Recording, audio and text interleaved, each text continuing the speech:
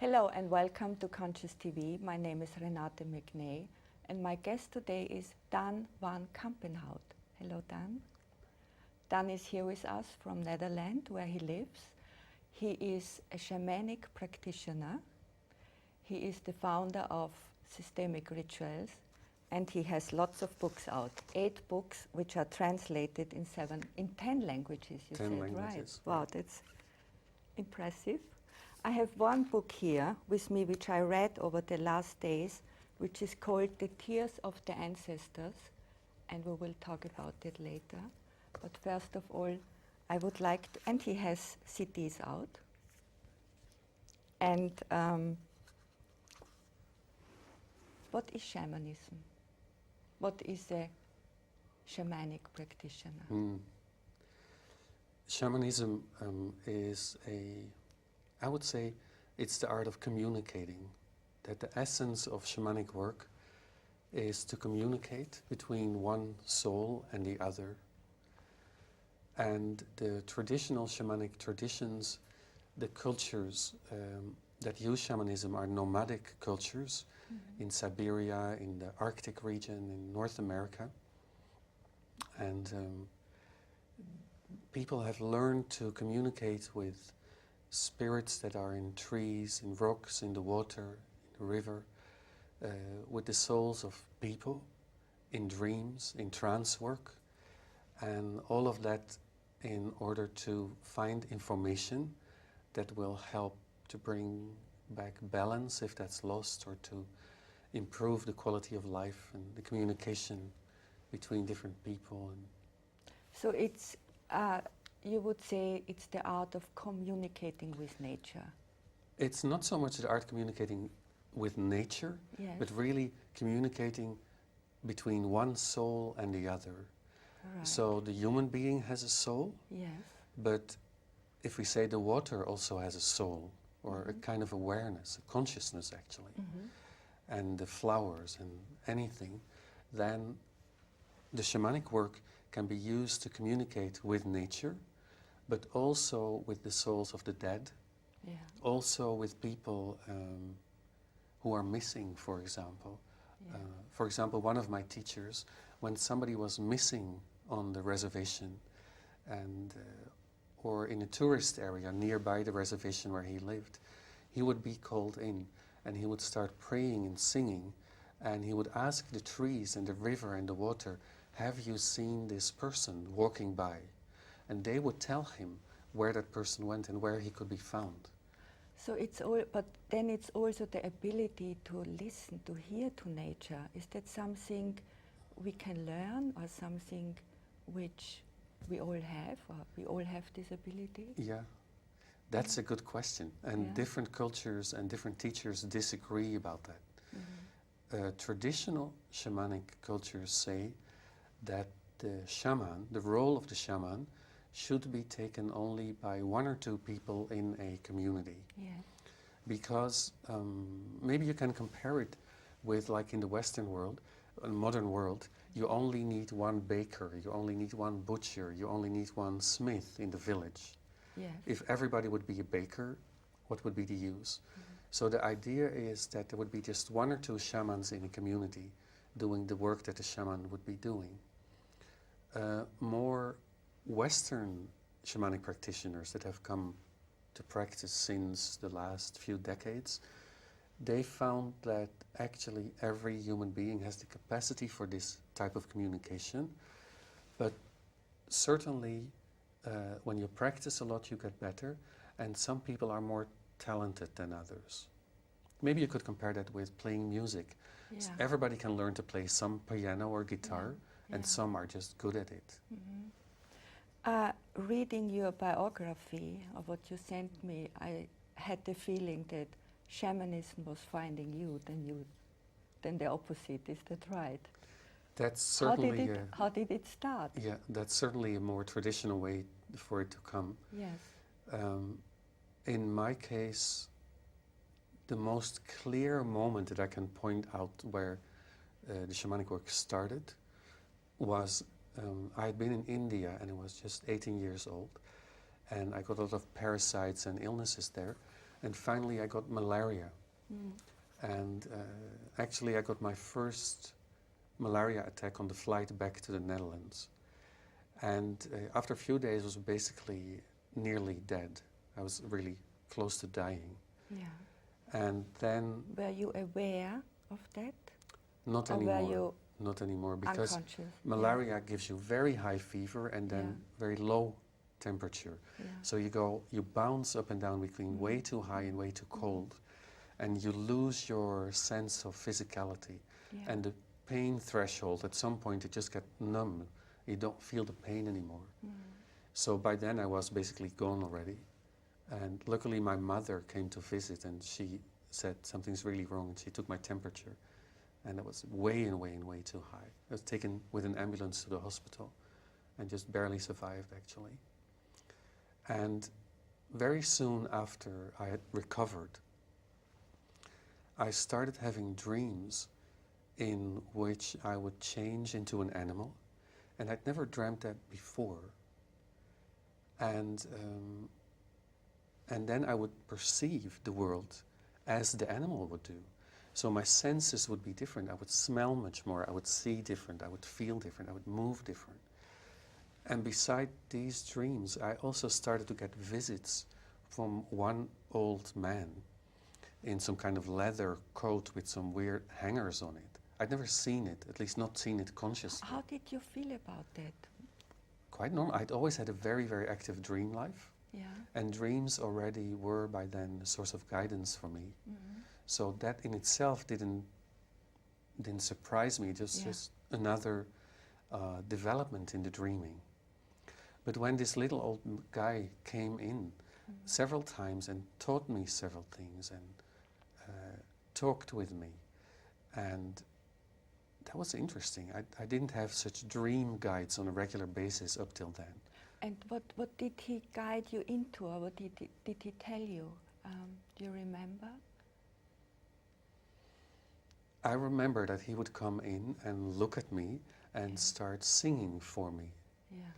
And the singing would have an effect on certain parts of my energy, my body. Yeah. And then he would sometimes invite me to sing with him, so that I would learn this melody. And actually then I started to learn melodies in my dreams, which has lasted till this day, 30 years later. And by now I have hundreds of melodies recorded that I learned in my dreams. So it was really a teaching situation.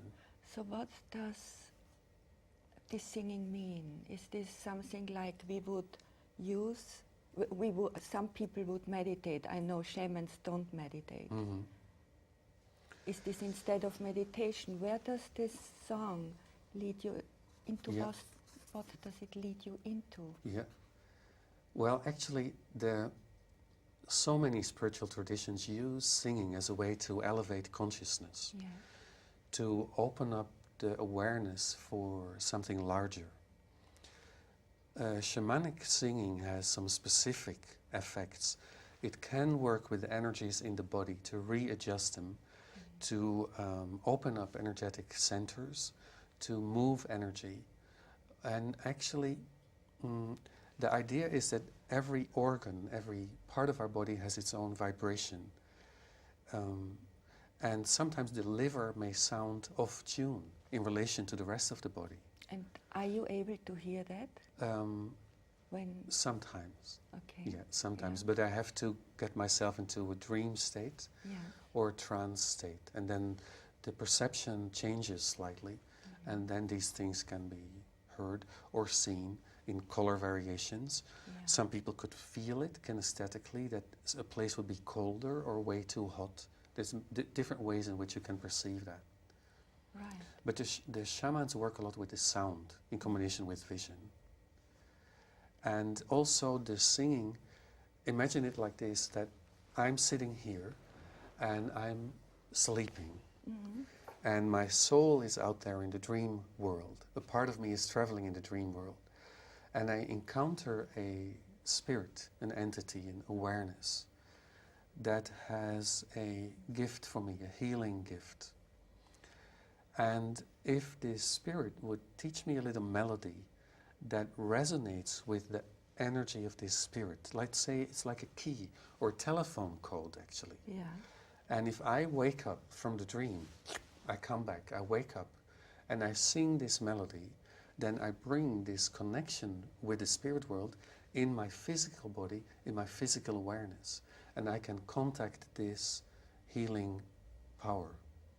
And that's how almost all shamanic melodies that you will hear in a ceremony like the Sweat Lodge or the Sundance or a healing ceremony from other shamanic traditions, almost all these songs are found in dreams or in visions. And they're considered codes that you use to activate very specific healing powers that are necessary for this client or this illness or this community or this situation. Mm-hmm. So it's a way to activate a whole field of healing.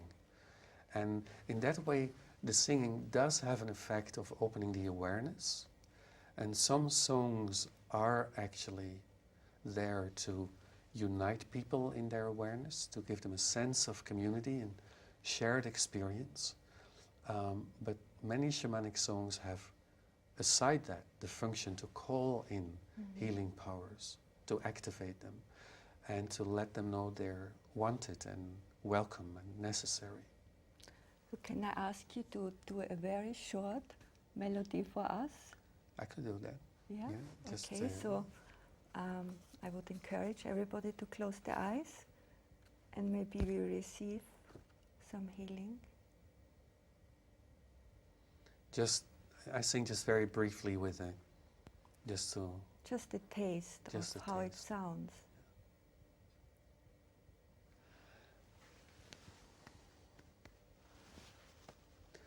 Hey yo yo hey lo la na la na hey yo lo na na hey la na na hey yo lo na hey yo le la hey yo le la na na na hey yo yo la ya na na hey yo le la na na oh hey yo le la na na ya oh Beautiful. You know, I really could feel that. I could feel the energy of that song. Yeah. And that's what it's for. Over that, I forgot my next question. That's good. So, shamanism, can we say, is your spiritual journey?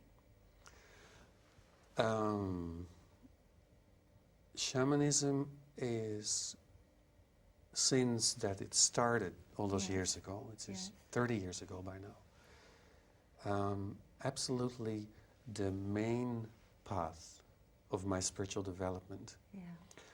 But shamanic cultures are so different than contemporary Western culture where I live, that the language of shamanism isn't really developed for the kind of experience that we all have today in our life. So I found that shamanism cannot help me with certain aspects of my spiritual unfolding or development. So there's a few different paths that have been important for me. One is the school from Alma's, the Ridwan school, where I've been a student now for about 10 years. So that helps you. Yeah, what do you get from the school you don't get from? In the Ridwan work, we learn to be very, very precise about our experience. Yeah. The thought aspect of it, the emotional aspect, the kinesthetic aspect. And it's a process that really includes the mind, and it very gently, very slowly makes the personality and ego structure permeable for true nature, or what I would call the soul, the essence of the soul.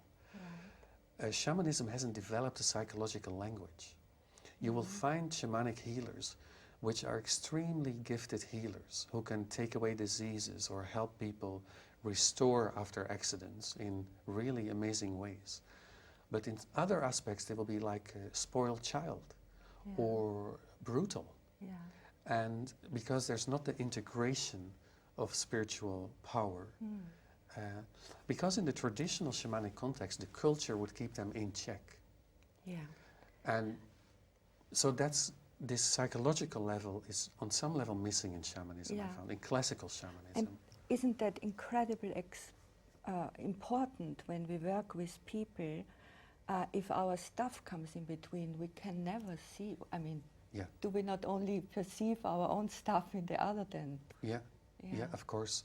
So that is always the risk of the non-integrated spiritual work, especially when people develop real powers, because others will admire them and will come to them begging for this healing experience. And if it's not integrated, then this person can believe they're really special. And, well, shamanism has some answers to it because it's really a discipline of prayer and of all the time offering yourself into the hands of something larger. And, for example, a beautiful image is that in some Siberian traditions, when the shaman is installed and gets the permission to do the work, because the elders say he or she now has the integration enough to do the work, and the power is strong enough, then the whole community will gather that the shaman will serve, which is usually like a clan or village or extended family group or bigger. And for some days, all those people together will make a costume that the shaman will wear during the ceremonies, a sacred costume with images of the spirits and of the powers. It's beautiful, beautiful material. But of course, that's like also like, okay, we provide this costume for you, and it's beautiful and elaborate and whatever. But when the shaman wears it, he knows this is the gift from the community. They gave it to me, and I have to return something. So in the traditional context, there's all kind of check and balance mechanisms to work with the power. And that can get difficult in the modern world. That's why I found that this Ridwan work has helped me a lot. And also my Jewish roots have helped a lot. I've led an active Jewish life for some years, where I also was singing in synagogue. And that's another type of discipline, another type of community-oriented spirituality that was helped to develop certain parts of me. But I always return to shamanism, and it always stays as the main path for me. You talk I think in this book I read about the pure soul and the wounded soul. Can you explain what you mean by pure soul and wounded soul, and how those two, or the wounded soul, can become integrated in the pure soul? First, I think it's important. Or maybe you can give us an example of your own experience, if you have one. Well, you know, when we talk about the soul, it's almost like we're looking at an artwork that gives us a feeling or a sense or an understanding, but the cerebral mind can never 100% get it. So talking about the soul always has some kind of symbolic, archaic quality that actually belongs more to the world of dreams. And as such, whatever I say about it can never be the full truth. It's a way to get a sense of it. But what I learned, both in the mystical Jewish tradition, the Hasidic, Kabbalistic tradition, and from my traditional shamanic teachers, is that the soul has different layers. Christianity sees it, I think, as one soul. We have a soul that is with us, and when we die, it goes into the light or to the Creator or whatever.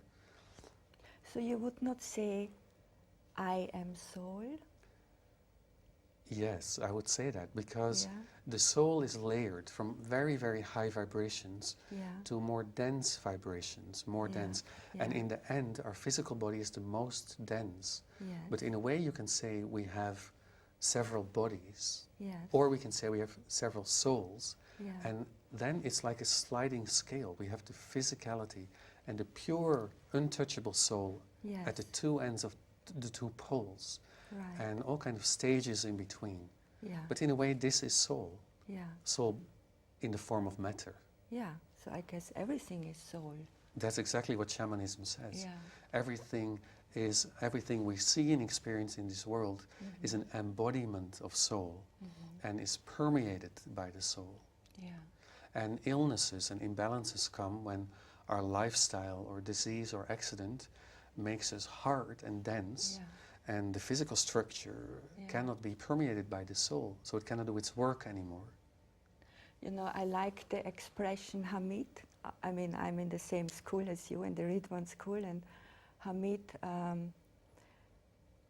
said one time, the soul is God's dress. Through the soul, God becomes visible. Yeah, that's And a I beautiful like image. Yeah. So it's the unseen part and the seen part of true nature, or God. Yeah, there's all these wonderful images that we can use to understand a little bit more about it. Yeah. So the shaman, or you work when you do, I think you work all over the world and you work in big groups, and so you work with the wounded soul, and through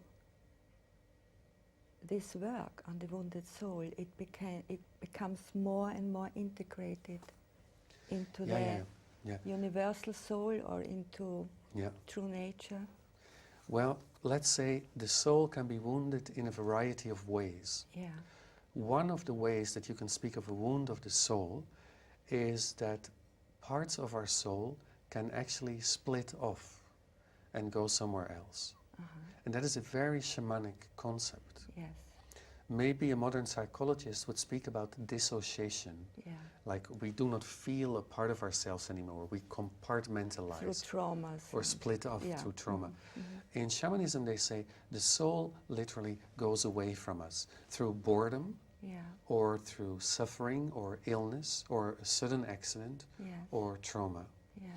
And the work of the classical shamanic checkup, I would say, of the system would be to connect to the various soul layers and to see which ones are fully there. Because you find that some soul layers or bodies or souls, you know, you can call them as you want, they're always in the body or very close. They can't move very far. They can just shift a little bit. Other parts of us can really go somewhere else. And I can give you an example that comes to mind. I was working in a group, I think it was in Switzerland years ago. And there was a woman, and she was a model actually. And she had trouble with her eyes. So her vision was kind of a little bit blurred, and she was worried about it. And as I prayed for her, often I pray before I work with a client to ask guidance. Is it okay to work with a client? In what way should I work? And my image was I should do a calling back of a soul part. So we asked one person of the group to represent her soul part. So that brings us into your constellation work. We can go back to that if I can finish this example, and then we can move with that. So the client, I call the lady the client now, she chose one person to be her soul part. And we put that about 5 meters away from her. And we put the lady herself facing this soul part. And I was singing in the back of this client. Hey yo yo la la la la, hey yo yo la la la la, hey yo la la la la, hey. Not so hard, but that song goes in her body and changes something there. And I said, send the song through your heart to your soul part, and you add your prayer to it. Tell your soul you want it to be close to you. Tell your soul you need it with you. Tell your soul that whatever made it go away, that was years in the past, and you've become more wise and more experienced, you can take better care of it now, in the life you're leading now. So she was praying like that. And you could see the person representing the soul, sort of like, she was standing with her eyes closed, and she starts to orient herself to the song. And I said to the soul part, if you want, follow the movement. And the soul slowly wandered closer and closer. And in the end, they embraced each other. And I said to the soul, imagine you are a cube of sugar melting in warm coffee. And I said to the clients, you are the coffee and you take in the sugar. And that they understood it immediately, what that means. And they merged in each other very gently and beautifully. I sang a little bit for them. And then this soul part was integrated. Yeah. And I said, continue to meditate with that a few days. Actually take a beautiful piece of chocolate, like a nice haute couture bonbon or something, and pray with it and say, you are my soul. Yeah. And I want you back and I want you in me. And then deliciously eat this chocolate and imagine your soul is coming in you with this sensuous, pleasurable experience of eating this favorite chocolate. Yeah. And you know, it can be as simple as that. These images everybody understands. And she did that. And then 2 weeks later I got a letter from her. And she said, I'm thankful to you and a bit frustrated because she said, I really feel better. I can see the colors more sharp. My presence is more clear. She could feel she's more complete, more crisp, more there. Yeah. But she said, the eye that was troubling me was already for years a little bit smaller than the other eye. Yeah. And we just had a photo shoot. Part of a photo shoot we did before the session with you. And a few days after your work, this eye that was smaller opened up more. Right. And so it literally, she could see more of the world and see the colors better. And she said, we had to do all those photos again because it didn't match the first ones with the last ones. Yeah. Yeah. And so she said, that frustrates me a little bit. But Yes. anyway, thank you. That was a good, Great. a simple way Yeah. to... Sometimes it's a bit more complex because you have to work with the reason why did the soul go. Yeah. Yeah. And then you have to do work with trauma and address history in some ways. But in this case, that wasn't needed. So you just touched on something else you're doing, or founded. You founded the systemic rituals, which, how those two are linked and linked. It comes through the Bert Hellinger constellation. Yeah. I was teaching shamanic work for quite some years. Yeah. And I think I'd been leading year trainings already for about 10 years. And I felt something was lacking. As if some people who came to the shamanic work were very willing and able to go to the spirit world, have wonderful dreams, but they would not see their family anymore. So, and at some point it felt strange. Communicate and pray for all the world, but to hate your mother and your sister and don't speak to them. Something felt, I started to notice this imbalance. Yeah. And although in some cases it may be okay that you don't speak to your brother, but it seemed to me like a pattern, like as if some people wanted to avoid some stuff. Yeah. And so I was thinking about that. And then just by chance, my partner and I were invited to join a workshop in family constellations, because in many spiritual works, there's much more women than men. Yeah. My partner is a man like me, and so they said, okay, if we invite these two guys, we have two men more immediately in the group, and we could come to join this group because we were men. We said, okay, let's try it. And it was actually a very surprising experience. And that was classical family constellation work, the way it was done 15 years ago, when Bert Hellinger was doing what we now call classic constellation work. And people who were leading that work were all very close to him, were all were really strongly influenced by him personally. And that seemed to me very powerful work, and I wanted more of it for my own development. Can I tell you my own story with that? Please. A short story, which was incredible, amazing actually. My mother was 90 and she couldn't die.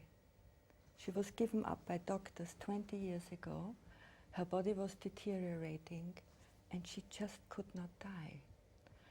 And one day, a friend of mine, she is into constellation work. I call her in Germany and say, Ilona, why can't my mother die from your perspective? And she said, well, who was the stronger of you two? I said, well, I know I always had to take care, I always had to do things for her, look after her. She said, she's standing in the wrong place. She's standing in front of you but she should stand behind you as your mother. So she said, tonight in your meditation, put your mother behind you visually and say, Mother, this is your place. I am your child. You are my mother. I did that around 11 o'clock at night before I went to bed. At 5 o'clock in the morning, I received a call that my mother died. It's a touching story. Yeah. Yeah.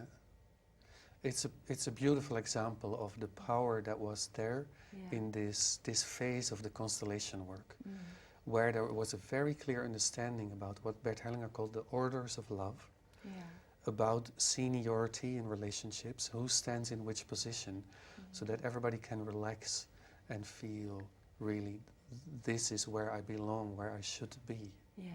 Yeah. And with simple interventions like that, people have been healed from diseases, have found balance.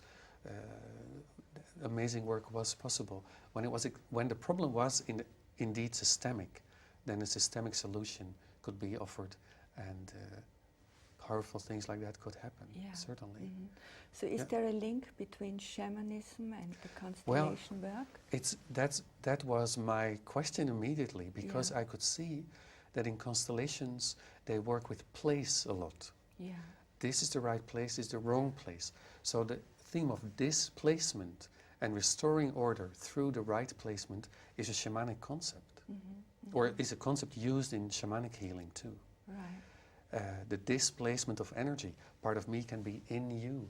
The soul of a dead person who doesn't know they're dead can be resting on my shoulder, and I can think those thoughts are my thoughts, and I don't understand where these tendencies come from. Yeah. That's all shamanic work, working with place and restoring everybody to their right place. So I started thinking about that, and then I started writing letters to Bert Hellinger, the founder of this type of constellation work. Yeah. And he was at that time not yet well known. He had just started to go to America once or twice. He'd been in London once or twice, and he was just opening up for the English world through the help of Hunter Beaumont, who was one of the people who facilitated that. Yeah. And so me and my partner started to go to these groups, because the groups in other countries were very small, and it was possible to have a personal relationship with Bert at that time. Yeah. And at least in the other countries. In Germany he was very big already. And I started writing him letters about how I saw shamanism and constellation overlapped, where they did exactly the same, where they had different language for the same, and where they were not agreeing. And these letters, actually later I edited my letters to Bert into a book called Images of the Soul. And that book, Bert wrote a beautiful preface for it. And shortly after that, interestingly enough, I lost my interest a little bit in classical constellation work. And it seemed like this period of 1.5, 2 years of being very close to Bert Hellinger was important to bring about this book. And as if something had been served, and in a friendly way we separated, because our paths diverged again. Right. Yeah. Bert is an ex-priest, an ex-Catholic priest. He's a Jesuit, I think. I think he was one of the orders that did mission work in Africa. And for him, prayer, what I call prayer, is no longer an option. He's in a post-deity state, I would say. Right. And I was strongly also in my, I would say, Jewish phase. I was really exploring the Jewish part also. And I was exploring the concept of God, and what is God, and how many names do we have for it or her or him. And so what is God? oh God, that's a good question.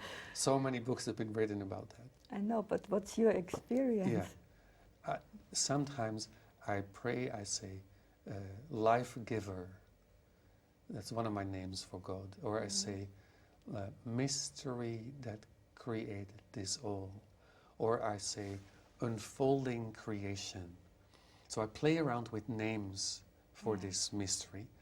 But the image is that there is somehow an intelligent principle that is at the foundation of all that exists. And that this could be called God in some way.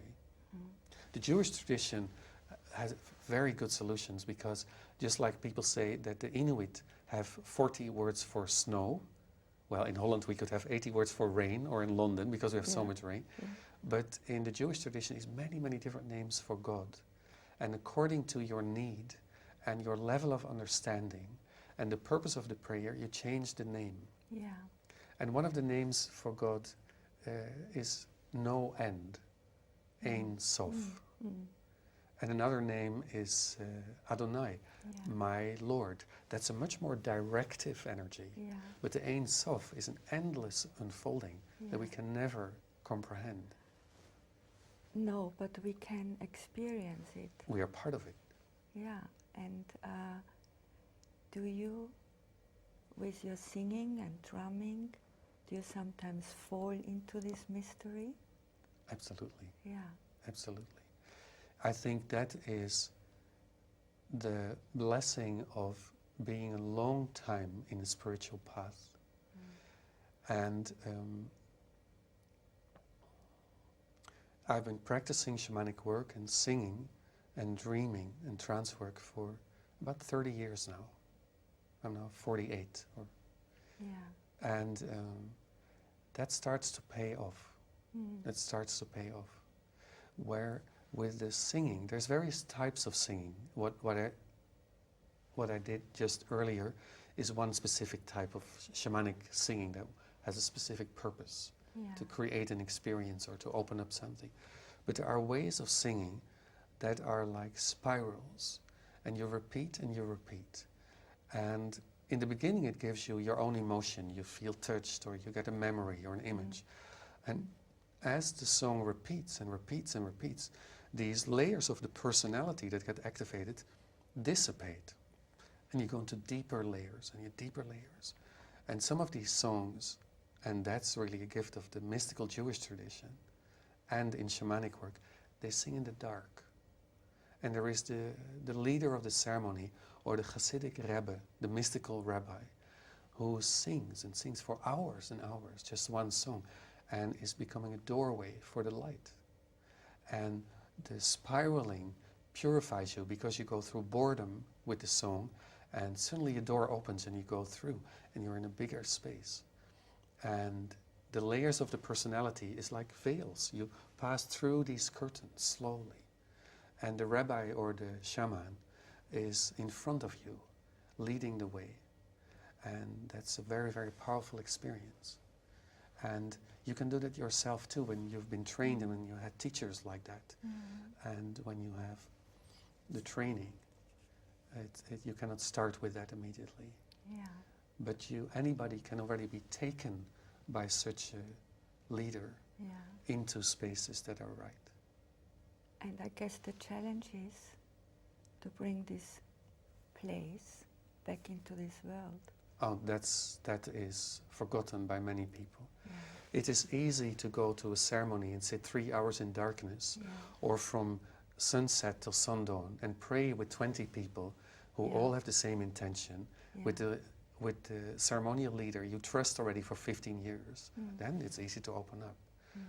I make it a practice when I sit on my bike, for example, and I have an easy way, not in the middle of the crazy rush hour, but to pray for everybody I see, for example. It's a very interesting way. Or I go to the supermarket and I go in this space where I'm not focused on myself, but where I feel the connection with all that lives around me. I can do that easily in my meditation room, or with my clients, or when I'm leading a group and everybody is singing and praying. But to do it in a supermarket, I have to fill myself with prayer. Then I open up and I start to feel. And I see a mother who's really tired, and she nags at the child because the child is pulling all the candy out of the whatever. And then I just pray for a moment. I say, may this mother find the wisdom and strength to hold the child, because now the child is suddenly afraid of the mother. May there be a place for the frustration of this woman who has to be in this shop. Maybe she's a single mother. Maybe she had bad news this morning. May this child grow up and become a beautiful person. Or I see a teenage couple kissing on the street and they're 15 and 16 and I think, oh my God, when I did my first kisses with a girl or a boy, and God, what did I have to go through all those years in order to find a balanced relationship? And then I just open my heart and I say, may the two of you, may this path of finding love, may it be beautiful for you. May you have friends who listen to you when you need to cry. May you have friends when you need to share your experience. May it be wonderful for you. So to make it a practice, to pray as I walk through town and in the body, feeling the pain of the people in my heart or being in an empathic state and having this connection with all that lives that I can feel and let it flow through my heart and words to the ducks with their little ducklings in the water in the canals in Amsterdam or the people that walk there or sit there enjoying themselves or whatever. So that's one of the ways I bring my practice to the marketplace. Let's put it like that. Yeah, I think we would need more of that in the moment, in those difficult times. It would be wonderful. Many people do it, of course. Yeah. Many traditions suggest that, to learn that. There's something which I found on your website, Dan, which I'm really interested if you can say a little bit about it. And you say, it was actually a BBC program you linked to, and it talked about the ghost in our genes. Yeah. How what our grandmother experienced will cause disease in coming generations. Yeah. And you also said that I think that I read somewhere else in one of your books or in one of your, somewhere on your website, that the ancestors, our ancestors, give the newborn a soul and the parents give the newborn a body. Yeah. So those are two things I picked out, which I thought, wow, that's an interesting concept. Yeah. So maybe we start with the ghost in our genes. Yeah, the ghost in the genes. You know, I worked a lot. I was leading a group of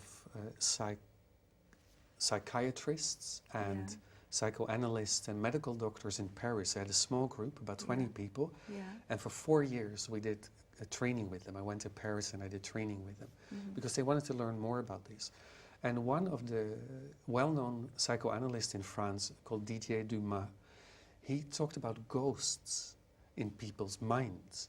And he spoke also about the ghosts, and he meant exactly the same thing as what this BBC documentary, The Ghost in Our Genes, is speaking about. And the difference is that DJ and others like him found through psychoanalysis that, but for example, Schützenberger is a French other psychoanalyst who found exactly the same. Very interesting work. That unresolved traumas in our ancestors' lives actually create patterns that will show or will enforce themselves on people 1, 2, 3 generations later. And these links are often not recognized by normal medical science. And even if they would recognize it, what would that mean? That 2 generations ago, your grandmother nearly died in a famine and lost her brother. What would that mean for a medical doctor now? Yeah. So even if they would recognize it, they wouldn't be able to work with it yet. But this documentary on the BBC is so wonderful because it is the first time hard scientific proof that this is really true, that traumatic extended trauma of people will have an effect on the health of people 2, 3 generations later. That's, I think, the gift of that documentary, that it takes it out of the room of speculation, but offers the first proof of it scientifically, hard scientific Western proof. That's why I linked to that movie on my website. Well, it shows also how we are all connected. Absolutely. And how trauma is searching for healing. So it has to. I mean, Yeah. It has to come out. And somehow. that is one of the reasons why in any Tibetan practice, for example, before they practice, they will dedicate the practice. They will say, we dedicate our practice today to the health of the animals that are suffering today Yeah. in the animal shops, or Yeah. to the father of one of our people here who's dying, Yeah. or to the well-being of all that lives. That is to things that make us feel well and whole, to connect them to something that is suffering. And there will be a blessing going from our wholeness to this place of lack. Right. So let's say I am aware that there was trauma in my grandmother's life. Yeah. So I can bring healing to myself and to this trauma by directing my energy to it and pray for that. Is that what you say? The work I do how is... does the healing work? Yeah. Imagine that this is one thing I did for a woman, young woman who came to a group, and she had some kind of asthmatic, limited breathing, and she was worried about it because it started to hinder her a little bit more than before. And there was a big group of people. We had about 40, 50 people in the group. And I said to her, imagine that I put her in the group room, in the center, and we were all sitting around.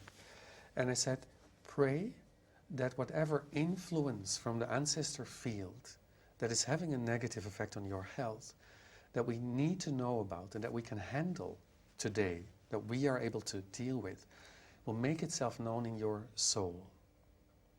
I speak like that. It's a little poetic language. I will sing, and it's like a dream induction, like a hypnotic induction in a way. But it brings people in a certain space of possibility to start visualizing and seeing. And she was standing there, and I was praying and singing. And she said, there's a man there, and there's two girls, and I see a woman there, and there's somebody, I don't know if it's a man or a woman. And we would ask a representative, somebody from the group, to stand in that place. In the end, we had 8 or 9 people standing there in the group room that, according to the hypnotic induction or the prayer, were somehow related to her asthma.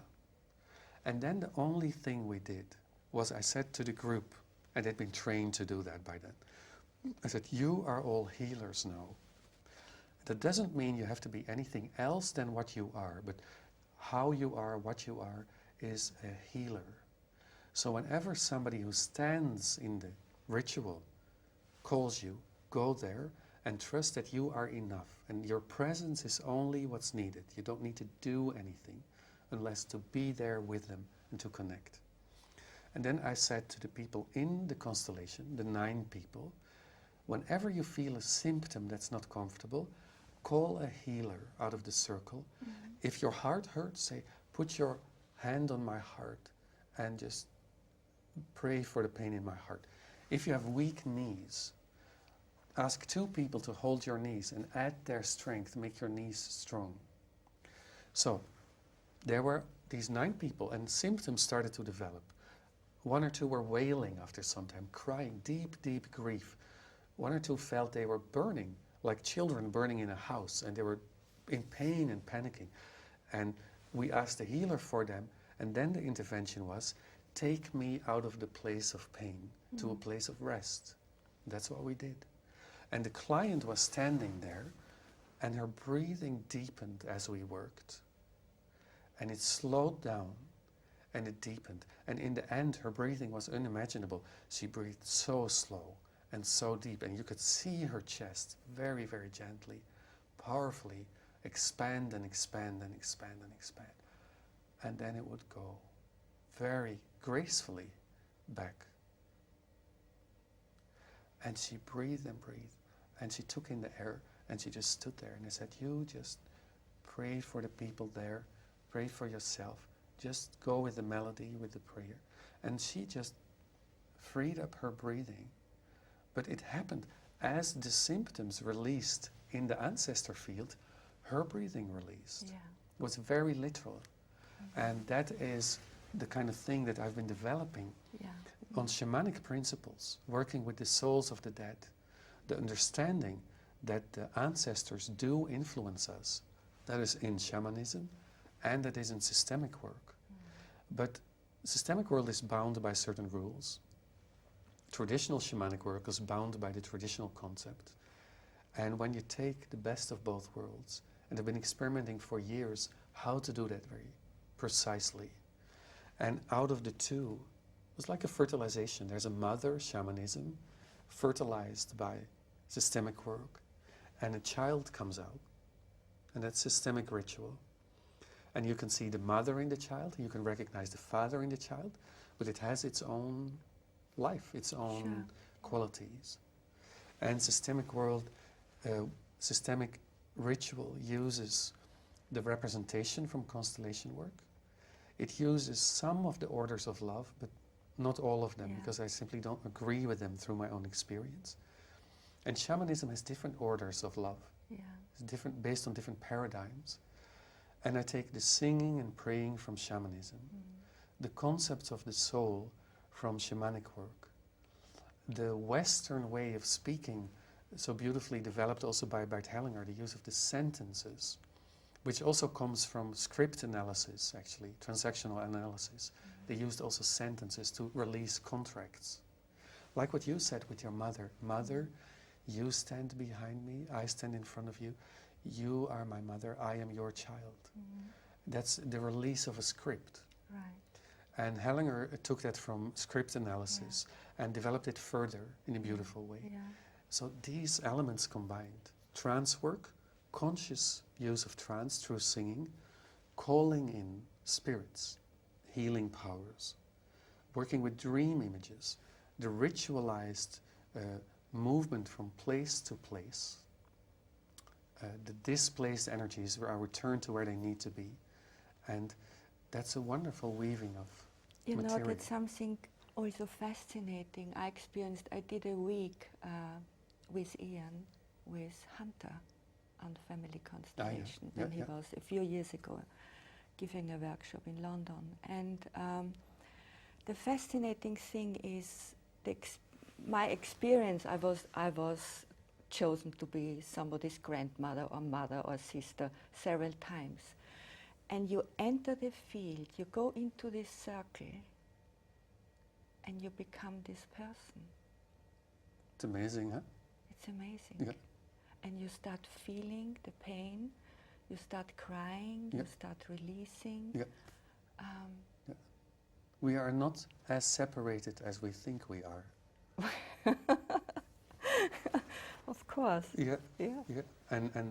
And the constellation work, when it's done in a good way, and any work can be done in a good way and in a less good way, but when there is an experienced constellation leader who can work with that in a respectful way, it's a very powerful, spiritual, transforming experience to feel like that you really know, on the most basic level. You have people come into a constellation, stand as somebody's grandfather and say, my right leg is missing.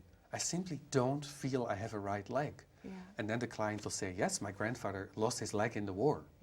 But nobody knew that consciously. But the client, who's the representative, experiences that kinesthetically, has this information available. So that means the space is full of information. Absolutely. We just have to tap in, or is this information constantly looking for a release through us? That's a good question.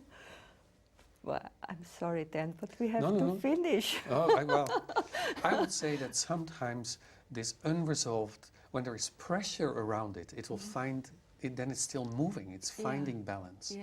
So there is a search for equilibrium there in the ancestor field, in the world around us. So certainly the energies move, and we can experience that, and hopefully contribute to balancing it.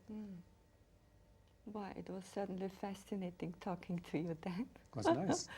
And I realized we only touched on certain things. There's so much more I would have loved to explore with you.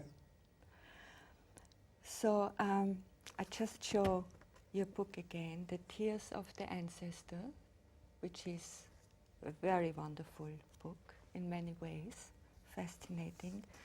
And after this interview, then we'll do a singing meditation for us, or healing meditation, a shamanic singing meditation, maybe that's the better word. And if you like that, he has a CD out with some of his healing songs.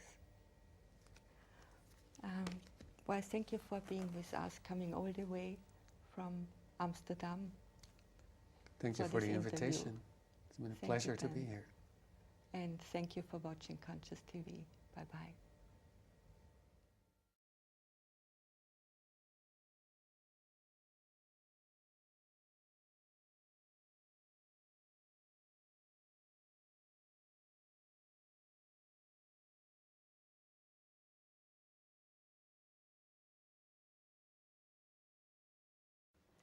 My name is Daan van Kampenhout. I'm here on Conscious TV.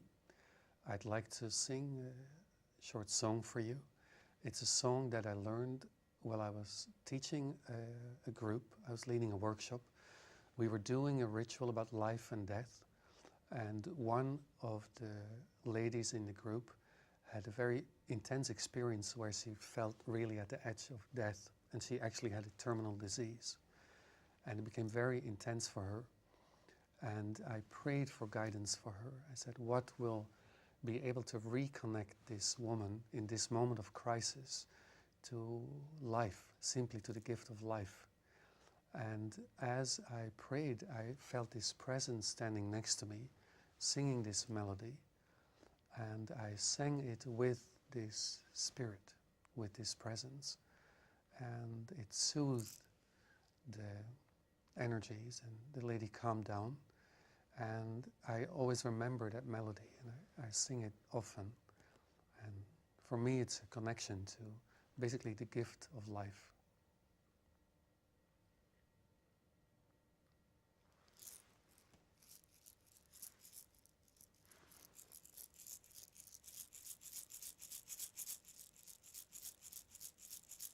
Hey yo yo yo yo, alai lo lo lo. Oh yo yai lo lo lo lo, ay ay ay, alai lo lo lo. Oh yo yai lo lo lo lo, hey ay lai lo lo, ay ay lo lo, hey yo yai lo lo lo, ay ay lai lo lo. Ay ay lo lo, oh yo ay lo lo lo, ay ay ay, alay lo lo, oh yo ay lo lo, ay ay ay, lay lo lo, oh yo ay lay lo. Ay ay lai lo lo, ay ay lo lo, oh yo ay lo lo, hey ay lai lo lo, ay lo lo, oh yo ay lai lo lo, ay ay ay lo, ay lo lo. Hey yo yo la lo lo, ay ay la lo lo, oh yo la lo, ay ay la lo, ay lo, oh yo lo. Hey I lie lo lum, I lie lo lum, ay lo lum, ay lie lum, ay lo lum, hey yo lo lum, na lie lum, ay lo lum. Ay lo lo, hey ay lo lo, ay lo lo, oh yo la, Ai ai lai loi lo long, ai loi lo long, oh yoi lai la lai loi long, na lai long, dai loi lo long, hey yoi loi la lai lai long, na loi long, ai loi lo long. Hey, oi la lai, la lai, lai, lai. Ai, ai, lai, loi, loi, loi. Ai, loi, loi, loi. Hey, oi, loi, la, lai, lai, lai. Hey, ai, lai, loi, loi, loi. Ai, lai, loi, loi. Oh, yoi, yoi, a, lai, lai, lai.